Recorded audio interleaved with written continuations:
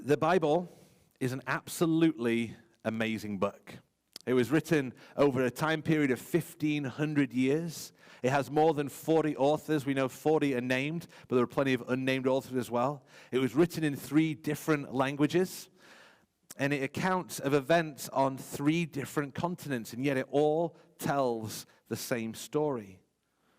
No book comes even close in terms of the number of printings and the number of languages it's been translated into. Technologies and techniques were invented and discovered to help print the Bible more efficiently and easily and translate it more quickly into other languages. Every other historical book ever written pales into obscurity when compared to the reliability of the Bible. We can almost be 100% sure that what we have written down today is exactly what was written down 2,000 years ago, even 3,000 years ago. And we could go on with different statistics about how unique of a book the Bible is. But none of these reasons are the reason why we cherish this book. They don't explain why every Sunday we open this ancient book and study its contents. They don't explain why we gather in homes and in coffee shops to read the Bible together. They don't explain why we write and sing songs about the contents of this book. They don't explain why we encourage you to carve out time each and every day to open and read this book as part of your chair time. There's only one reason that we do these things, and that's because the Bible is primarily God's revelation of who He is. One of the most foundational doctrines of the Christian faith is that we have a God who reveals Himself.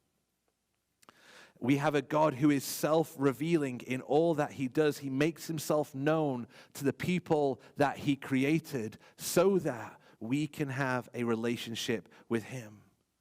And so whenever we read the Bible, one of the main questions we should be asking ourselves is, how is God revealing Himself to us through these words? What do these verses that I'm reading teach me about who God is? And so today, as we look at the next deliverer in the book of Judges, I want to highlight to you the traits of God that will be clearly seen as we read through these verses today. We're going to be covering Judges chapter 6 and 7, which, if you've been in our Grow groups, you know these can be long chapters, and there's a lot of text for us to cover. And so my goal is to spend the first half of our time together giving you a kind of a 10,000-foot overview of the story. We're not going to go into too much detail, but I want you to be able to get the flow of what is going on. And then I want to pull out 3 characteristics of God that we see in this story. 3 that I hope you will clearly see is how God is choosing to reveal Himself to us today. And in case you've not been with us over the past few weeks, we are currently on a journey through the book of Judges in the Old Testament. This book tells the story of the people of God from when they first entered the promised land under the leadership of Joshua to the time when they anointed their first king. And as we read the accounts of the people and the leaders who God uses in this book, we see a repeating cycle going on that we've been calling the cycle of Judges. And this cycle repeats numerous times in the book, each time beginning when the people rebel against God once again, doing evil in His eyes. He then uses a foreign enemy to discipline them until the point they cry out to God, which is when He raises up a deliverer to come and save them. And we're going to see today this cycle repeated in Gideon's story. And in the story of Gideon, it actually spans 4 chapters, chapters 6 through 9. And so today we're going to look at chapters 6 through 7, which tell the rise of Gideon. And then the next 2 chapters we'll look at next week, which will tell the fall of Gideon. In Gideon's story, along with that of Samson, are probably the most well-known stories in the book of Judges. We get famous scenes like when Gideon lays out the fleece and asks God to make it wet or to make it dry. We get the scene where God sends home troops based on how they drink from the river.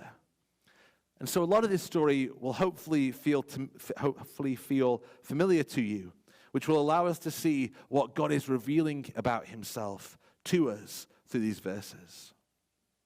So if you have a Bible or a Bible app, I encourage you to open it up in front of you, because we're not going to be going over every single verse, so this will help you to follow along with the text. You'll also be able to follow along in the church app as well if you have that on your smart device.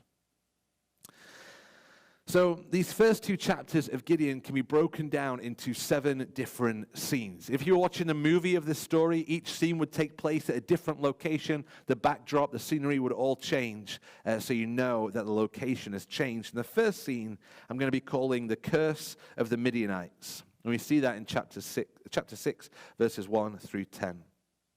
And Gideon, or the author, should I say, of Judges, describes the enemy, the Midianites, in this way. Because the power of the Midianites was so oppressive, the Israelites prepared shelters for themselves in mountain clefts, caves, and strongholds. Whenever the Israelites planted their crops, the Midianites, Amalekites, and other eastern peoples invaded the country.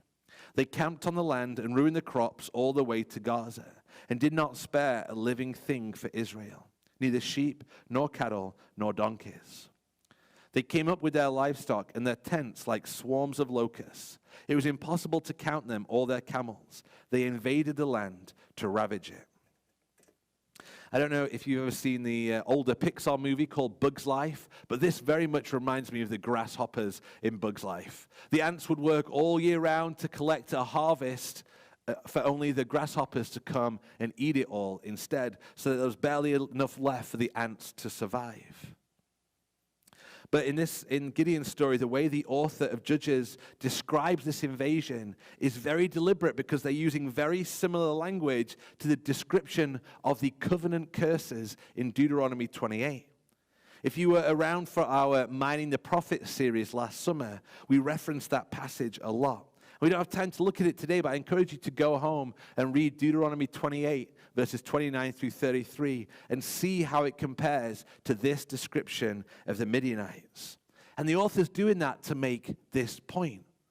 The Israelites have broken covenant with God. They've broken their relationship with God, and that is why the Midianites are here. And in case there was any doubt in that, there's actually a unique section in the Gideon cycle, the story of Gideon. Usually when it says the people cry out to God, we're then told that God raises up a deliverer for the people. But here in chapter 6, he first raises up a prophet with the exact same message. You have broken the covenant with God. And there's no resolutions to the prophet's words. He doesn't say, you've broken covenant, but God is going to be merciful. God's going to raise up a deliverer. We don't see in chapter 6 any promise of what is going to come next. And the prophet's words could have left somebody wondering, is God going to save us this time? And while there is no evidence of God at work to the people who are listening to the prophet's words, the very next words of the passage assure us that God is at work. As the scene switches to a family farm, where we find a young lad trying to secretly get enough wheat to bake a loaf of bread. So this next section we'll call the Call of Gideon, and it's in verses 11 through 24. And we first meet Gideon in a wine press, which is just a big pit in the ground, which is usually used for crushing grapes to make wine. But Gideon is hiding in this pit, hiding below ground level, trying to secretly and as quietly as possible whack out enough wheat from the sheaves to get a loaf of bread to eat. And we're told that the angel of the Lord appears to him and greets him by saying, "The Lord is with you, mighty warrior." We kind of have to see this as a little ironic. Gideon is hiding from the Midianites. He's not even contemplating leading an army to attack them. And then the angel tells Gideon to go and save Israel. At which point Gideon replies, "How can I save Israel? My clan is the weakest in Manasseh, and I am the least in my family." And the angel of the Lord responds, "I will be with you, and you will strike down all the Midianites, leaving none alive." And at this point, Gideon wants to make sure he's not hallucinating or got heat stroke and having some kind of overactive imagination. So he asked the angel for a sign to confirm that God is speaking to him. And so Gideon goes and prepares a meal, a sacrificial offering. And if you think about it, it really is sacrificial. He prepares some bread for this offering. And if you remember, he was in the winepress trying to get enough grain just to make some bread for him and his family.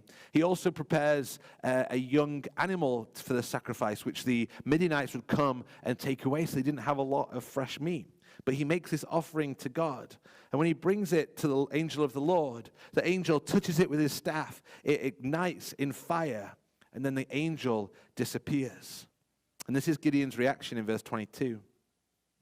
When Gideon realized that it was the angel of the Lord, he exclaimed, "Alas, sovereign Lord, I have seen the angel of the Lord face to face."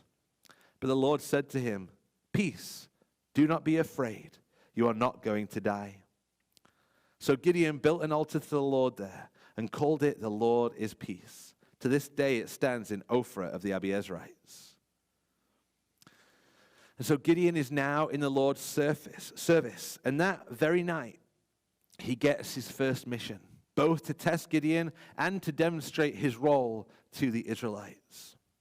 And so we'll call the next scene of our story the Test of Gideon. And it's in verses 25 to 32. And in brief, God tells Gideon to tear down the altars that he and his family worship, to tear down the altar to Baal, to tear down the Asherah pole, to turn them into a brand new altar to the Lord, and to sacrifice a bull as a burnt offering upon it. Then the following morning, the people wake up and come and see all the destruction that has happened overnight. And they very quickly discover that it was Gideon who did it. So they demand his life be taken. But Gideon's father, who's called Joash, wisely calms their fury by saying that if Baal is really a god, then let Baal deal with Gideon for destroying the altar. This is how he gets his nickname. Gideon is also known as Jerub-Baal, which means let Baal contend with him. What I think is fun is in this scene, after he's destroyed the altar, we don't see Gideon at all. He doesn't come to defend himself. He's not brought to trial at all. His dad just covers for him. And I have no biblical backing for this, but I really like to picture Gideon hiding back in his winepress, hoping that nobody will find him. Well, the story fast forwards a little to the next harvest season, when the Midianites and their allies come and ravage the land once again. But in this scene, rather than God testing Gideon, we see Gideon testing God. And this scene is in verses 33 to 40 of chapter 6. As the Midianites crossed the Jordan, we're told that the Spirit of the Lord came on Gideon, and he summons an army from all of the 4 northern tribes of Israel. And he summons 32,000 men to be in his command. But Gideon is still unsure if this is going to work. And so this is where we get the famous story of Gideon's fleece. He very cautiously asks God to perform a mini miracle the next morning. He's going to place a woolen fleece on the threshing floor. The threshing floor is just a big dirt area, carred and compacted, so they could whack the sheaves of wheat on it and thresh the wheat. And he asks God that when he wakes up, for there only to be dew on the fleece and none to be on the threshing floor. And if that happened, Gideon would know that God will use him to save Israel. And so God does as Gideon asks. He wakes up, the fleece is soaking wet. He was able to wring a bowl full of water out of it, but the ground was completely dry. But Gideon isn't convinced. Maybe because he's afraid. I think definitely because he's afraid. But also because he could explain the occurrence, I think, by natural means. If you've ever tried to dry a woolen sweater, you know it can take ages because that wool can just hold so much water. Whereas that dry, dusty threshing floor would feel dry as soon as the sun hits it. And so he asks God to do the opposite the next day. Keep the wool dry, but make the threshing floor covered in dew. And God graciously does this too. The next morning, the ground is soaking wet, but the fleece is bone dry. Will this be enough convincing for Gideon? Well, we'll have to wait and see. The following scene we'll call the thinning of the troops, and this happens in chapter 7, verses 1 through 7. It takes place that same morning when God calls Gideon to do something he wasn't expecting. This is in verse 2. The Lord said to Gideon, "You have too many men. I cannot deliver Midian into their hands, or Israel would boast against me. My own strength has saved me. Now announce to the army, anyone who trembles with fear may turn back and leave Mount Gilead. So 22,000 men left, while 10,000 remained. I'm sure Gideon wished he could be one of those 22,000, but thinking, I'm afraid I'll go home. But I guess he felt the need to stay with the 10,000 men ready to fight. But God isn't done yet. He says there are still too many men. And he decides to whittle them down even further based upon the way they take a drink. So Gideon leads the men down to the river for a refreshment. And most of the men get down on their hands and knees and kind of just shove their face in the water to take a drink. But 300 men scooped up some water in their hands, and it says they lapped it like a dog. So I don't know if they went, or if they just drank it from their hands. I can't imagine they did the licking thing, but maybe that was how they did it. But why this distinction is used to separate the men, I don't know. If you scour commentaries on the internet, you can find lots of possible reasons, but ultimately, we're not told. God could have said, all right, everyone roll up your trouser leg. Okay, red socks stay, yellow socks go home. It doesn't really matter. The point is that God wanted an impossibly small number of soldiers so that no Israelite could say that it was their own military power that saved them. It was only the Lord. So Gideon is left with 300 men facing an army that we were told earlier was too many to count.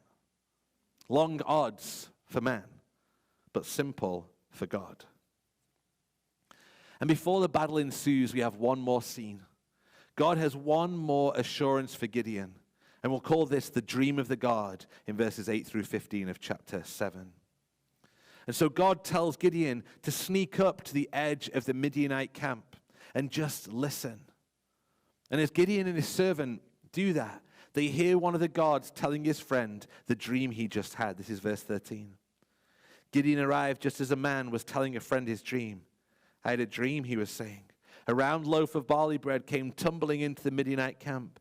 It struck the tent with such force that the tent overturned and collapsed.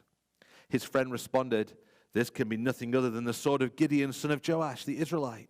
God has given the Midianites and the whole camp into his hands. And so the Midianites must have had word that the Israelites were preparing to fight against them. And God decided to give this completely pagan soldier a dream to let him know how things were going to turn out. God didn't give the dream to an Israelite. He didn't give it to Gideon himself.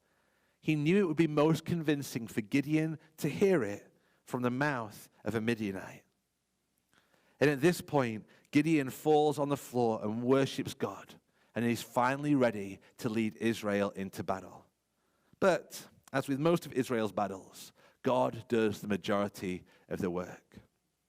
The final scene we'll call the defeat of Midian in verses 16 through 25 of chapter 7. So Gideon wakes up his troops in the middle of the night. He gives them each a trumpet, a big horn to blow, and a torch concealed in a clay jar. And he splits them into 3 companies of 100 each, and they surround the camp. When they receive the signal, they're to break their jars, to let the torch shine. They're to blow their trumpets out loud and shout for the Lord and for Gideon. The men did exactly as they were told. And at that moment where they yell, terror and craziness seize the Midianite camp, even to the point of them attacking one another with their own swords. The 300 men pursue the Midianites and their allies, as well as calling on the neighboring Israelites to come down to their aid. And a great victory and a great deliverance was won for the Israelites that day. Gideon's story doesn't end here, but this is very much the high point of that victory. Next week, we'll look at how he responds as Israel's hero. But as I said earlier, I want us to take a look at what this story teaches us about who God is. Because even though Gideon is the person God used to save Israel, it is ultimately God who did it. So the first characteristic I want to highlight to you is literally spelled out in the text of the passage. Our God is a God who is peace. If you remember, when God first called Gideon, Gideon prepared an offering for the Lord. And when fire consumed that offering, Gideon realized he was speaking to none other than God himself. And he believed that he was about to die because he saw the face of God. And this reaction might seem strange to us. We're encouraged to look forward to the day when we see Jesus face to face and are in his presence for all eternity. But many characters in the Old Testament felt the same way as Gideon. We'll even see this reaction again in the book of Judges when it comes to Samson's story. And they don't react this way because of some mistaken view of God. They reacted this way because of God's own words. This is what God said to Moses in Exodus 33. "You cannot see my face, for no one may see me and live." And so Gideon believed he was going to die in that moment. But God reassures Gideon by saying, "Peace, do not be afraid. You are not going to die." And so Gideon builds an altar to the Lord and calls it Yahweh is Peace. Gideon recognized that he deserved to die, and yet God had been merciful to him and made peace with him. And this is exactly what God was wanting to teach the Israelites as well through Gideon. They deserved to die for their sin against the Lord and for their breaking of the covenant. But he was being merciful to them and was making peace with them. And before we make the mistake of thinking that this is just an Old Testament thing, the God who is peace is very much the God we desperately need. Because just like Gideon and the Israelites, we too deserve to die for our rebellion against God, for our sin and disobedience against the God who made us. But God declares that he has made peace with us too. Listen to these words from Romans 5. "Therefore, since we've been justified through faith, we have peace with God through our Lord Jesus Christ, through whom we have gained access by faith into this grace in which we now stand. And we boast in the hope of the glory of God." We may think that Gideon's reaction to seeing God's face was a little extreme, a misunderstanding of God's character. But I think if we're honest, we can become as extreme on the other end of the spectrum. We don't even consider the fear we should have before entering the presence of God. We assume our access and we take it for granted. I was challenged by these words in a commentary on the book of Judges by one of my favorite Old Testament commentators, a guy called Dale Ralph Davis. And in speaking of Gideon's reaction, he writes this: "This sort of talk is strange to us because we have no real sense of the terror and awesomeness of God. For we think intimacy with God is an inalienable right rather than an indescribable gift. There is nothing amazing about grace as long as there is nothing fearful about holiness.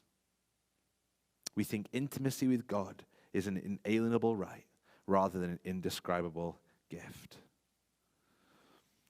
Our God is the God who is peace, but we should not take that peace for granted. It should be wonderfully shocking to us every time we hear of it. Now, the next character of God is not explicitly spelled out in the text for us, but it is something we see clearly as we look at this story. And it's this: our God is the God who uses the weak. We see this from the outset of Gideon's story, don't we? We don't first find Gideon as the commander of the Lord's army, or as leader in his community, or even as someone who's trying to encourage and lead Israel back to following God. Rather, we find him hiding in a winepress, trying to get enough grain to make a loaf of bread. He stands in contrast to Deborah, whom Nick spoke about last week. She was already leading Israel, settling disputes and acting as a sort of prophetess for the nation. Even Barak, who needed Deborah to go with him into battle, seems more capable to deliver Israel than Gideon does. And yet, when the angel of the Lord first spots Gideon in the winepress, he says, "The Lord is with you, mighty warrior." That's like looking at Captain America before he gets the serum. And when he's weak and scrawny little boy and saying, "You will protect the world against the powers of Hydra." Gideon looks nothing like a mighty warrior. But God doesn't see what we are. He sees who he calls us to be. That's why in the New Testament we are called saints. That's why we're called holy and blameless. That's not what I see in my own life, but that's what God sees, because that's who he's called me to be, and that's who he has made me to be. Gideon even goes on to describe himself this way: "How can I save Israel? My clan is the weakest in Manasseh, and I am the least in my family." But what Gideon sees as a reason not to choose him is the very reason that God chose him. God doesn't need a mighty hero to rescue his people. He can use a scrawny kid hiding in a wine press. And that's all because it's not in man's power and strength that people are saved. It is all in God. In chapter 6, verse 34, we read these words: "Then the Spirit of the Lord came on Gideon." The literal translation of those words is the Spirit of the Lord clothed himself with Gideon. I think that's funny that the Spirit of God comes and puts on the Gideon coat to go and save, but he could have used any coat that he wanted. It was God, and it always is God, who saves his people. He just wears the skin of different people to do it, all of whom are weak and broken and messy. But we even see this character trait of God when God thins the troops. He doesn't want an army of 32,000 people. Otherwise, the Israelites might claim victory in their own strength and boast in their own power to save themselves. 10,000 is still too many for God, even though at 10,000 they were still vastly outnumbered. Instead, God just uses an army of 300 men, not armed with weapons primarily, but armed with torches and trumpets to rout this vastly superior military force. God doesn't need our power or our strength or our talents or our gifts or our ingenuity or our anything to bring about his purposes in the world. God doesn't want us to think ourselves strong. He actually wants us to recognize how weak we are. That's when we're really ready to be used by him. 1 Corinthians 1, 26 through 29. "Brothers and sisters, think of what you were when you were called. Not many of you were wise by human standards, not many were influential, not many were of noble birth. But God chose the foolish things of the world to shame the wise. God chose the weak things of the world to shame the strong. God chose the lowly things of this world and the despised things and the things that are not to nullify the things that are, so that no one may boast before him." And in 2 Corinthians 12 we read, "Therefore, in order to keep me from becoming conceited, I was given a thorn in my flesh, a messenger of Satan to torment me. 3 times I pleaded with the Lord to take it away from me, but he said to me, 'My grace is sufficient for you, for my power is made perfect in weakness.' Therefore, I will boast all the more gladly about my weaknesses, so that Christ's power may rest on me. That is why, for Christ's sake, I delight in weaknesses, in insults, in hardships, in persecutions, in difficulties. For when I am weak, then I am strong." Our God is the God who uses the weak and delights to do so. But not only does God use the weak, one of the most comforting truths for us to reflect on is that our God is a God who understands our weaknesses. And that's the third characteristic we see in Gideon's story. We firstly see this in God's desire to save Israel yet again. The author clearly portrays the Israelites as covenant breakers who deserve nothing but God's curse. And yet behind the scenes, in some out-of-the-way winepress, God is working on his salvation plan. God understands our propensity to sin. He understands how weak we are when temptation hits us. He understands how broken we are from the moment we're born to the moment we die. And we see God's understanding of our weaknesses in how he deals with Gideon throughout this story. As the Lord of Lords and King of Kings, he could have issued the command to Gideon that he is to go and save Israel, and that should have settled the matter. No ifs, no buts, just obey God's word. But God constantly reassures Gideon, as a tender-hearted father reassures his afraid son. When Gideon claims to be part of the weakest clan of Manasseh and the weakest in his entire family, God reassures him with 5 of the most powerful words: I will be with you. God called him to go and do it, and God is going with him as he does it. God has gone before him, God will go with him, and God will go after him. And then the whole scene with the fleece is a spotlight on God's understanding of our weaknesses. Again, after Gideon realized that it was the Lord he was speaking to and that God had called him to go, that should have settled the matter. But Gideon asks for this mini miracle of the fleece, not once, but twice. In reality, God's word isn't enough for Gideon. He needs God to prove it. You could argue for some time whether Gideon was right to do the fleece thing or wrong to do it. But no matter whether he was right or wrong, God was gracious to give him this sign twice. God understands Gideon's fear. He wasn't angry with Gideon for not trusting him, and he was willing to reassure Gideon again and again. And then on the night of the attack, God says this to Gideon: get up, go down against the camp, because I am going to give it into your hands. If you are afraid to attack, go down to the camp with your servant Purah and listen to what they are saying. Afterward, you'll be encouraged to attack the camp. Again, God's word of promise should have been enough for Gideon. God said, I am going to give them into your hands. That should have been it. But God understands our weaknesses and gives Gideon one more reassurance. If you are afraid, go and listen to the camp. God orchestrated the whole dream and the whole timing of that conversation between those two guards and the timing of Gideon listening. God orchestrated it all so that Gideon would learn to trust him. I think this is such a fatherly moment from God. He deeply cares for Gideon and wants him not just to know that God keeps his word, but he wants to feel to the core of his being that God will keep his word. And God is still the God who understands our weaknesses.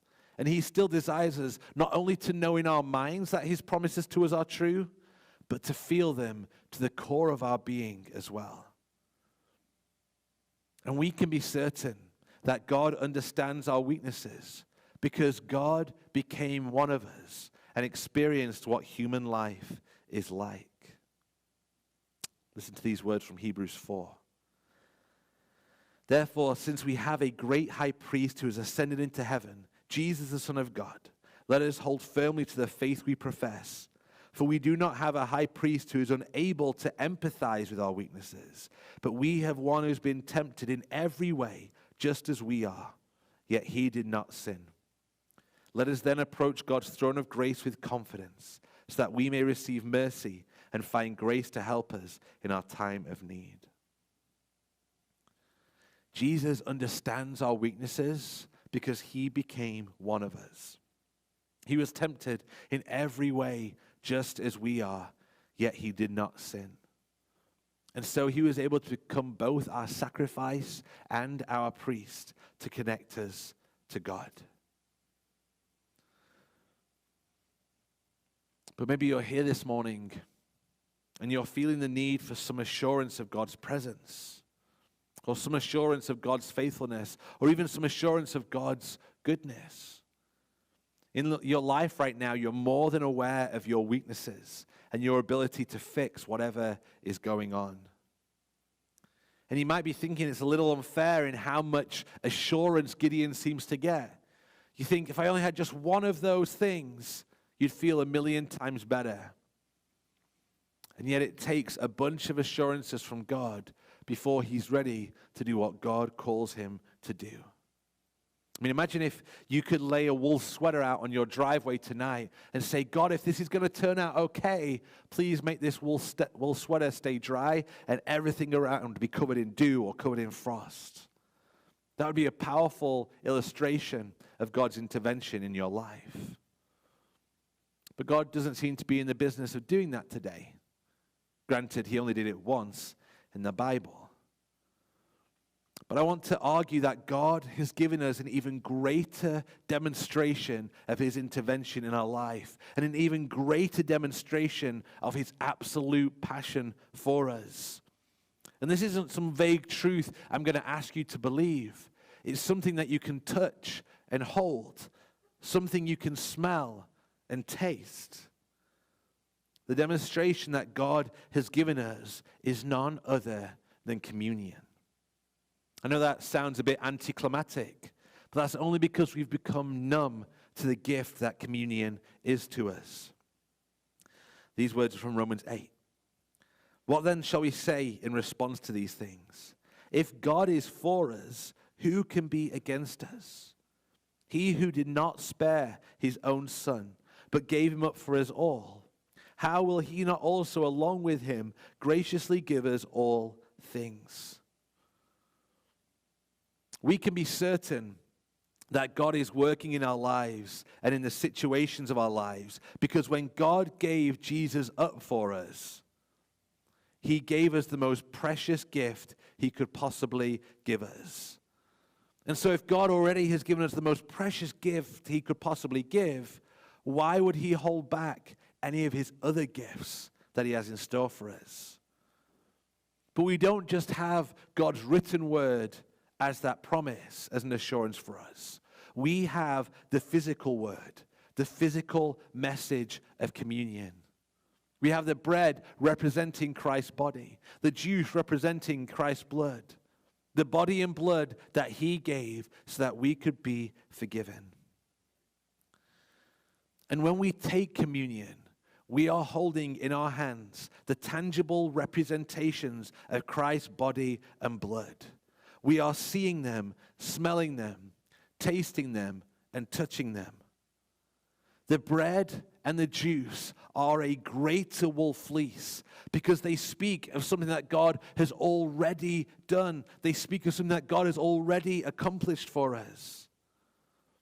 And so today, even though it's not our usual Sunday in the month for taking communion, we are going to be taking communion together. So I'll invite the band forward and the ushers can prepare. And as you receive the bread and the juice, please hold on to it so that we can take it together during our next song.